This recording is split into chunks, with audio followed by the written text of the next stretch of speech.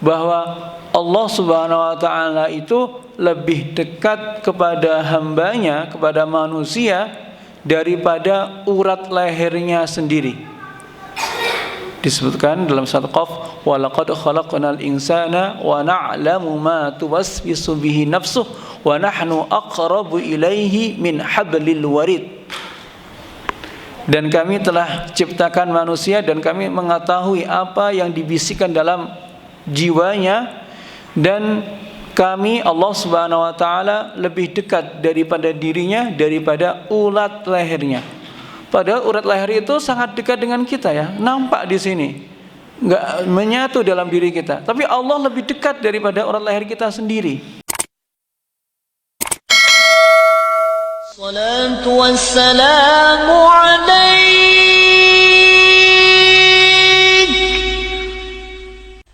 ya imam al-mujahidin.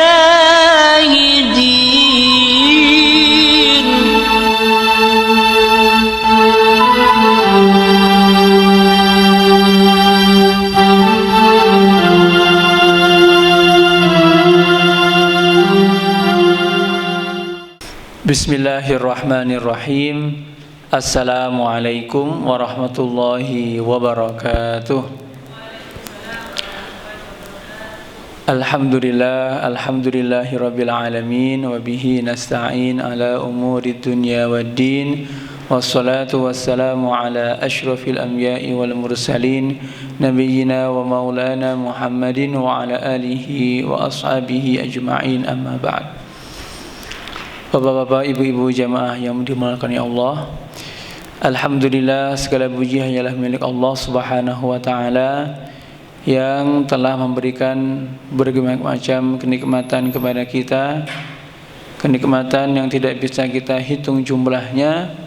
Salah satunya kita diberi kesempatan untuk melaksanakan berbagai ibadah di bulan suci Ramadan sampai saat ini, sampai pada hari ini kita masuk di hari-hari terakhir di bulan Ramadan.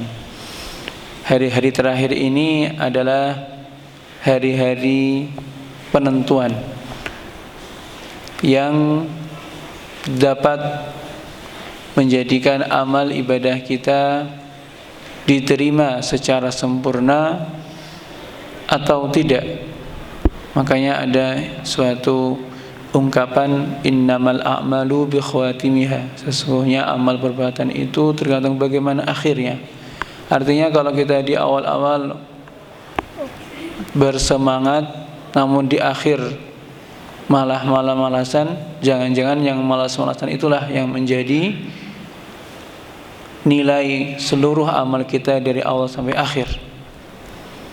Maka di bulan Ramadan ini Rasulullah Shallallahu Alaihi Wasallam dan juga para sahabatnya telah mencontohkan untuk meningkatkan amal ibadahnya malah di hari-hari terakhir. Bahkan Rasulullah Shallallahu Alaihi Wasallam beriktikaf di masjidnya, di Masjid Nabawi.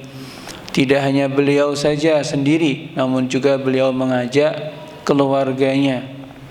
Ya, bahkan di salah satu riwayat itu beliau membangun tenda, istri-istrinya ada tenda-tenda sendiri ya masing-masing. Salawat dan salam kepada beliau, semoga tetap tercurah kepada beliau, kepada keluarganya, para sahabatnya, dan juga semoga kita termasuk umatnya yang nanti mendapatkan syafaatnya kelak di yaumil qiyamah. Amin ya rabbal alamin.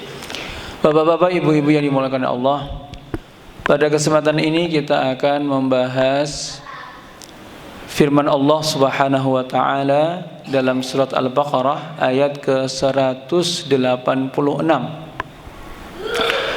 Ayat ini unik Bapak Ibu sekalian karena berada di tengah-tengah rangkaian ayat-ayat puasa. Padahal dalam ayat ini tidak ada kata puasa satupun.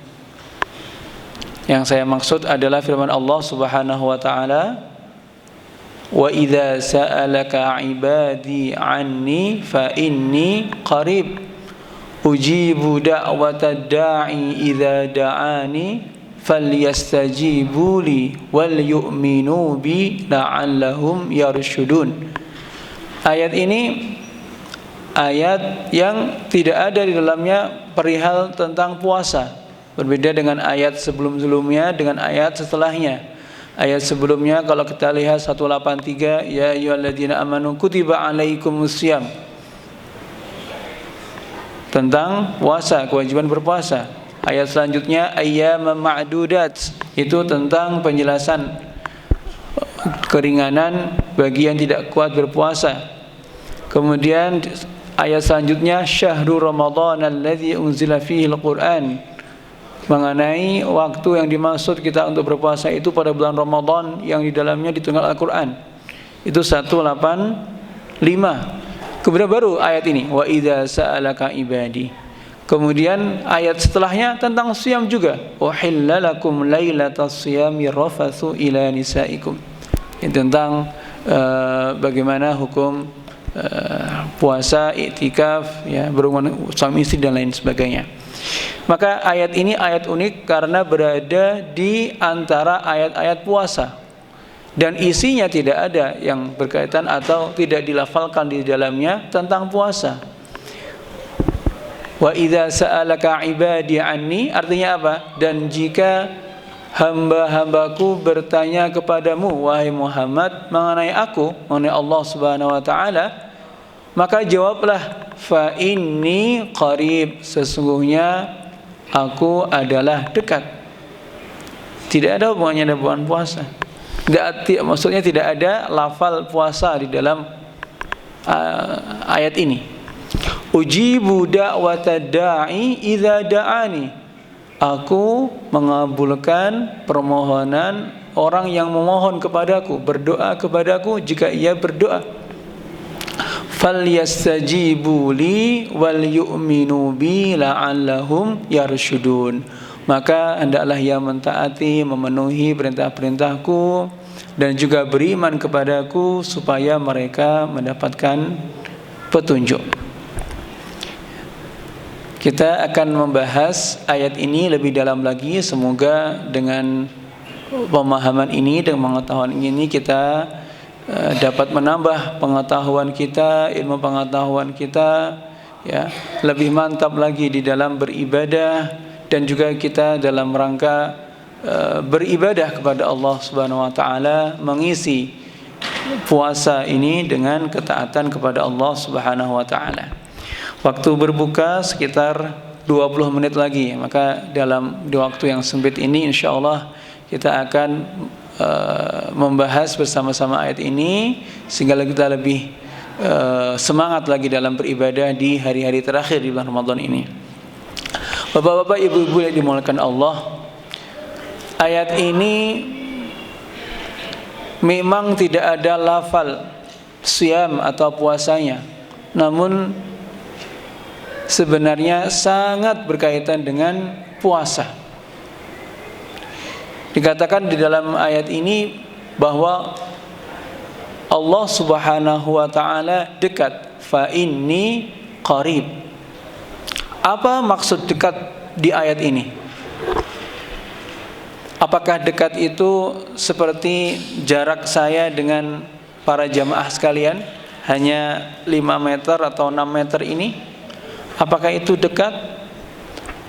Apakah antara masjid ini dengan umpamanya rumah sakit Darmayu, apakah ini dekat yang dimaksud?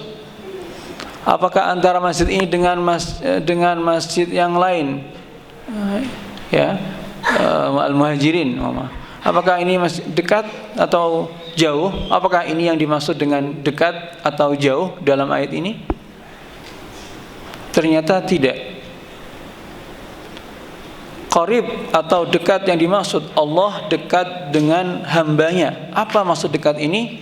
Kata Syekh Sa'di dalam kitab tafsir Taysir Karimur Rahman adalah dia dekat, Allah Subhanahu wa taala dekat kepada hambanya karena Allah Subhanahu wa taala mengetahui apa yang ditampakkan dan apa yang disembunyikan oleh hambanya.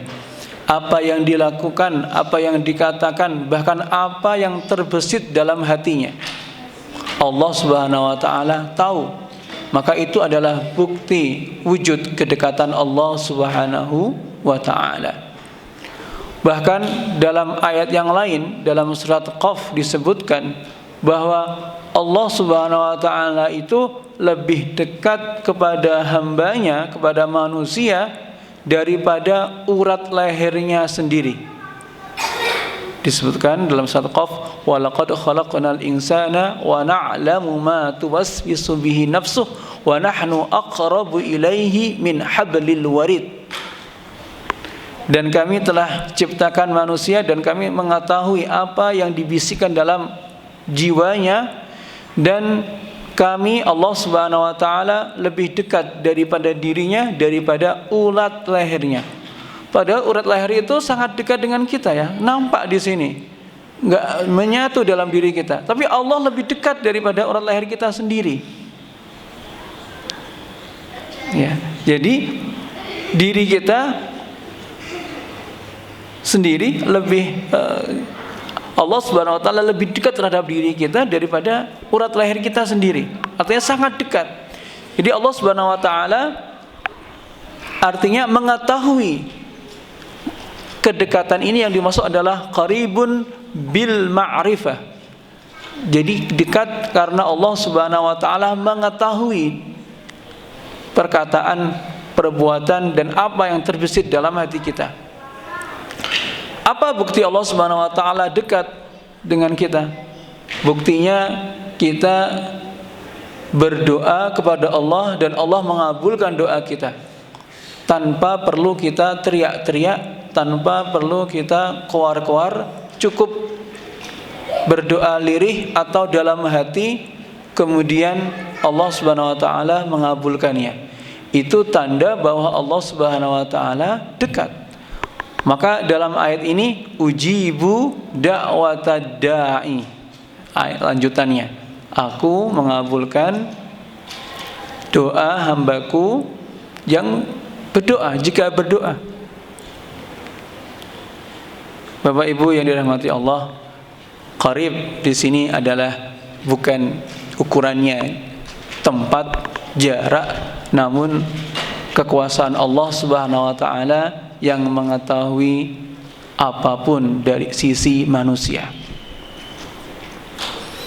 Dan ini sebenarnya yang ditegaskan melalui puasa. Puasa yang kita jalankan itu melatih diri kita untuk merasa selalu dekat dengan Allah Subhanahu wa taala. Allah Subhanahu wa taala sudah dekat sebenarnya dengan kita, namun kadang-kadang diri kita yang merasa jauh dengan Allah Subhanahu wa taala. Maka dengan puasa kita melatih diri kita agar mempunyai rasa dekat dengan Allah Subhanahu wa taala, mendekatkan diri kita kepada Allah. Ketika seorang yang berpuasa, ketika dia sangat-sangat haus di tengah terik matahari, tidak ada yang melihatnya, dia sendirian. Di depannya ada satu gelas minuman. Dia butuh minum sebenarnya, namun dia sedang berpuasa. Dia tidak membatalkan puasa. Mengapa dia masih tetap berpuasa padahal tidak ada orang yang melihatnya? Karena dia sadar bahwa dia tidak akan bisa memohongi Allah Subhanahu wa taala. Jika ia bisa berdusta kepada semua orang bahwa dia masih berpuasa, namun dia tidak bisa berdusta kepada Allah Subhanahu wa taala, Allah Subhanahu wa taala pasti tahu kita tidak berpuasa atau membatalkan puasa kita. Maka rasa kedekatan ini, rasa diawasi oleh Allah Subhanahu wa taala ini kita latih selama di bulan Ramadan. Dan itulah Bapak Ibu sekalian sebenarnya modal yang sangat besar sekali ketika kita ingin mengarungi hidup di dunia ini yang banyak sekali problematikanya, banyak sekali masalahnya, banyak sekali tantangannya.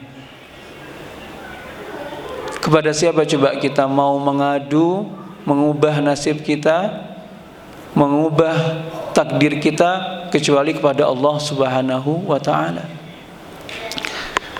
Kalau kita ingin merubah takdir, selain kita berusaha, faktor yang sangat besar adalah doa. Nabi SAW pernah mengingatkan, la yaruddu al-qadara illa du'a. Tidak ada yang bisa menolak takdir kecuali doa. Jadi takdir itu apa yang setelah ditetapkan oleh Allah Subhanahu wa ta'ala sebelumnya, dan ketetapan itu masih bisa berubah dengan apa? Dengan doa. Anda tidak ditakdirkan untuk miskin umpamanya, kemudian Anda berdoa kepada Allah Subhanahu wa ta'ala untuk menjadi kaya, maka bisa jadi akan menjadi kaya. Tidak mustahil bagi Allah Subhanahu wa ta'ala, ketetapan itu bisa diubah. Anda umpama ada yang ditetapkan takdirnya sakit, sudah divonis oleh dokter tidak akan sembuh, bahkan bisa jadi sebentar lagi akan meninggal dunia. Tapi dengan kekuatan doa bisa jadi takdir tersebut berubah menjadi sehat kembali. Dan itu terjadi, fakta terjadi di lapangan, ada yang demikian karena kekuatan doa. Jadi doa bisa merubah takdir, dan takdir itu setelah ditentukan bisa diubah oleh Allah Subhanahu wa ta'ala. Dalam surat Ar-Ra'd ayat 39, Allah Subhanahu wa ta'ala berfirman, yamhullahu ma yasha'u wa yuthbit wa indahu ummul kitab. Allah Subhanahu wa ta'ala menghapus ketentuan-ketentuan sebagaimana yang Dia kehendaki, dan juga menetapkan sebagaimana takdir tadi sebagaimana yang Dia kehendaki. Dan bagi Allah, di sisi Allah ada ummul kitab, catatan atau tulisan ketetapan manusia dalam Lauhil Mahfuz. Maka ini Bapak Ibu sekalian, kedekatan Allah Subhanahu wa ta'ala kepada hambanya, bahwa Allah Subhanahu wa ta'ala mengetahuinya. Tidak hanya itu saja, kedekatan hamba, kedekatan Allah Subhanahu wa ta'ala qarib tadi kepada hamba juga berupa kedekatan yang berkaitan dengan hidayah. Allah memberikan petunjuk. Itu termasuk kedekatan seorang hamba, kedekatan Allah Subhanahu wa ta'ala kepada hambanya. Allah Subhanahu wa ta'ala juga memberikan bantuan, ma'unah. Allah Subhanahu wa ta'ala memberikan taufik. Itu juga merupakan kedekatan, bentuk kedekatan Allah Subhanahu wa ta'ala kepada hambanya. Sedangkan bentuk kedekatan hamba kepada Allah Subhanahu wa ta'ala adalah dengan beribadah kepadanya. Jadi kedekatan Allah Subhanahu wa ta'ala dengan hambanya, Allah Subhanahu wa ta'ala mengetahui, memberikan rizki, memberikan taufik, hidayah dan sebagainya, itu adalah bentuk kedekatannya. Sedangkan kedekatan hamba kepada Allah Subhanahu wa ta'ala, bentuk kedekatannya adalah selalu beribadah kepada Allah Subhanahu wa ta'ala. Dalam suatu hadis, Rasulullah SAW bersabda, ini hadis qudsi, hadis yang Allah Subhanahu wa ta'ala sendiri yang berfirman. Maka qala Rasulullah SAW, qala ta'ala, seperti itu. Hadis qudsi. Apa hadis qudsinya? Allah Subhanahu wa ta'ala berfirman, wa ma taqarraba ilayya 'abdi ahabbu ilayya mimma iftaradtu alaihi. Jadi tidak ada usaha kedekatan seorang hamba, taqarrub, yakni qarib itu artinya dekat, yataqarrab, taqarraba yataqarrabu, itu artinya mendekat. Jadi tidak ada kedekatan seorang hamba kepadaku, kepada Allah Subhanahu wa ta'ala, yang lebih aku sukai, ahabbu ilayya, mimma daripada iftaratu alaihi, apa yang telah aku wajibkan kepadanya. Jadi amalan-amalan wajib itulah bentuk pendekatan kita kepada Allah Subhanahu wa taala, dan Allah Subhanahu wa taala sangat suka hambanya yang mendekatkan diri kepada Allah Subhanahu wa taala, dan prakteknya adalah dengan melaksanakan kewajiban-kewajiban seperti puasa yang kita jalankan. Ini adalah bentuk usaha kita untuk mendekat kepada Allah Subhanahu wa taala, mendekatkan diri kepada Allah Subhanahu wa taala. Dan ini yang paling disukai oleh Allah Subhanahu wa taala. Tidak hanya itu saja, kewajiban itu adalah sesuatu apabila kalau kita laksanakan sudah gugur kewajiban kita, tidak ada tanggungan lagi. Kalau kita ingin tambahan, ya, ada namanya ibadah-ibadah sunnah. Dan ini juga menjadi sarana diri kita mendekatkan diri kepada Allah Subhanahu wa taala. Lanjutan dari hadis tadi, wa ma yazalu 'abdi yataqarrabu ilayya bin nawafil hatta ahibbahu. Dan senantiasa seorang hamba itu mendekatkan dirinya kepadaku dengan amalan-amalan sunnah nawafil. Kalau tadi amalan-amalan wajib yang paling disukai oleh Allah Subhanahu wa taala sebagai bentuk pendekatan kita hamba kepada Allah Subhanahu wa taala. Selain itu ada juga amalan-amalan sunnah, ya, seperti sunnah puasa Senin Kamis, puasa Ayyamul Bid, ya, 13, 14, 15 bulan Hijriah. Kemudian puasa Asyura, salat tahajud, qiyamul lail, dan lain sebagainya. Itu yang menjadikan kita dicintai oleh Allah Subhanahu wa taala, hatta ahibbahu. Jadi seorang hamba senantiasa melakukan ibadah-ibadah sunnah nawafil sampai Allah Subhanahu wa taala mencintainya, hatta uhibbahu. Fa idza ahbabtuhu, kalau seandainya aku telah mencintainya, mencintai hamba tadi yang melakukan berbagai macam amalan-amalan wajib dan plus sunnah, kuntu sam'ahu alladhi yasma'u bih wa basaruhu alladhi yubsiru bih. Allah Subhanahu wa taala menjadi pendengaran yang dimana orang hamba itu mendengar dengannya.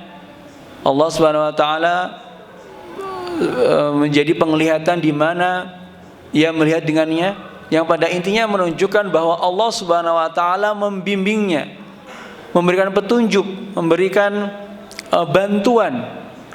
Apa yang dilihat, apa yang didengar, apa yang dilakukan, apa yang berjalan dengan kakinya dibimbing oleh Allah Subhanahu wa taala. Inilah bentuk kedekatan Allah Subhanahu wa taala yang khusus bagi orang-orang yang dicintainya. Mengapa ia dicintai oleh Allah Subhanahu wa taala? Karena terus-menerus mendekatkan diri dengan amalan-amalan sunnah nawafil tadi. Lanjutan hadis ini, wa in sa'alani la u'tiyannahu. Kalau dia, orang tadi yang aku cintai tadi, meminta kepadaku, pasti akan aku berikan. La u'tiyannahu. Ini ada takkid pakai lam takkid dan juga ada nunun taukid. Betul-betul Allah Subhanahu wa taala akan memberikannya. Maka ini sangat berkaitan dengan ayat tadi, bahwa ketika Allah Subhanahu wa taala dekat dengan hambanya, dekatan itu adalah dengan memberikan pertolongan, memberikan taufik, memberikan hidayah, dan ketika kita meminta kepada Allah Subhanahu wa taala akan dikabulkan. Maka ujibu da'watad da'i idza da'ani. Maka ketika kita ingin doa-doa kita dikabulkan, maka seyogyanya kita menjadi hamba Allah Subhanahu wa taala, betul-betul hambanya, mendekatkan diri kepadanya, kemudian mematuhi perintah-perintahnya, beriman kepadanya. Maka disebutkan dalam ayat ini, falyastajibu li wal yu'minu bi. Maka hendaklah mereka, hamba-hambaku itu, menaati memenuhi perintah-perintahku dan beriman kepadaku, la'allahum yarsyudun, supaya mereka mendapatkan petunjuk. Ar-rusydu. Ar-rusydu ini beda dengan huda. Kalau huda petunjuk yang menunjukkan arah A, B, C dan sebagainya. Kalau rusydu, al-irsyad, itu adalah al-hidayah al-khassah. Al-hidayah lil a'mali salih wal hidayah lil imani billah. Jadi lebih khusus daripada hidayah secara umum, yaitu ar-rusydu adalah petunjuk kepada amal yang soleh. Demikian sedikit penjelasan mengenai ayat ini, semoga bermanfaat. Subhanakallahumma wa bihamdika asyhadu an la ilaha illa anta astaghfiruka wa atubu ilaik. Wassalamualaikum warahmatullahi wabarakatuh. Waalaikumsalam warahmatullahi wabarakatuh.